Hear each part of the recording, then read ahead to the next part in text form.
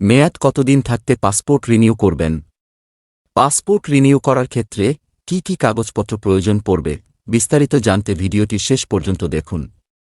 Passport থাকা এটি এখন একটি জরুরি হয়ে দাঁড়িয়েছে কমবেশি সবার জন্য। চাকরি, ব্যবসা, ভ্রমণ বা শিক্ষার্থী ও দেশের বাইরে চিকিৎসা করানো বা জরুরি কোনো কাজে দেশের বাইরে যেতে হলে এটি লাগবে। কোথাও যাবেন অথচ পাসপোর্টের মেয়াদ শেষ কিংবা বাকি আছে আর মাত্র কয়েকটি দিন অথবা মাস, এক্ষেত্রে কি করণীয় তা অনেকেরই হয়তো জানা নেই। তবে পাসপোর্টের মেয়াদ অন্তত 6 মাস থাকতেই সেটি রিনিউয়ের জন্য আবেদন করা ভালো, তবে এটি বাধ্যতামূলক নয়। চাইলে আপনি পাসপোর্টের মেয়াদ শেষ হওয়ার 1 মাস বা কয়েকদিন আগে বা পরেও করতে পারবেন। এটি আবেদনকারীর ইচ্ছার উপর নির্ভর করে। তবে আগে করতে দিলে এটির কাজটি সহজ হয়। মূলত 1 মাস আগে বলা থাকে। বর্তমানে দেশের সব জেলায় পাসপোর্ট অফিসগুলোতে ই-পাসপোর্ট কার্যক্রম চালু হয়েছে। তাই এমআরপি পাসপোর্ট নবায়ন করে আপনাকে ই-পাসপোর্ট নিতে হবে।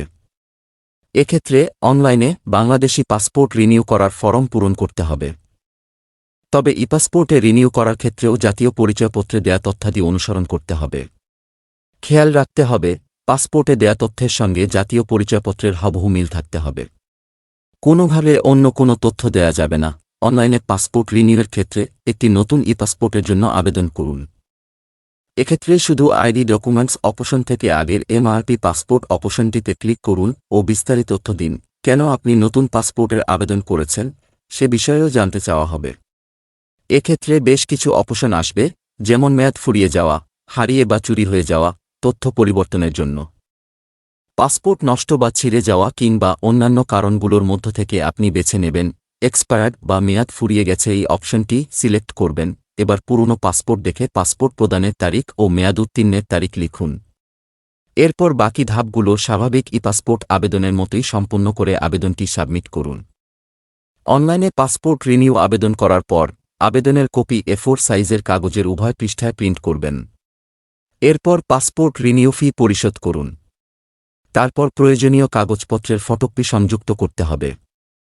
পাসপোর্ট রিইস্যুর ক্ষেত্রে মূল পাসপোর্ট দেখাতে করতে হবে। আর হারানো পাসপোর্টের ক্ষেত্রে মূল জিডির কপি দেখাতে হবে।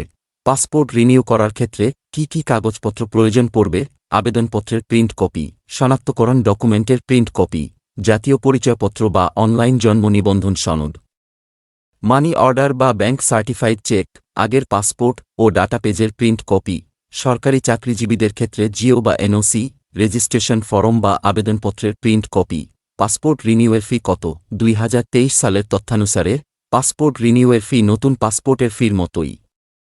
এক্ষেত্রে 5 বছর মেয়াদী 48 পৃষ্ঠার পাসপোর্ট ফি 4025 টাকা, আর 64 পৃষ্ঠার পাসপোর্ট ফি 6325 টাকা। অন্যদিকে 10 বছর মেয়াদী 48 পৃষ্ঠার পাসপোর্ট ফি 5750 টাকা ও 64 পৃষ্ঠার পাসপোর্ট ফি 8050 টাকা।